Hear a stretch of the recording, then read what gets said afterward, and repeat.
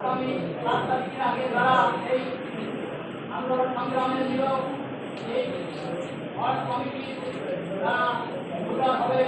এবং তাদের এই ভোটারগুলো যাতে এই 7 তারিখের আগে যারা সংগ্রামে ছিল তারা যেন নিযুক্ত হয়। আর আমি একটা কথা বলতে চাই, আমরা একটা কথা দেখেছি যে আমাদের আমার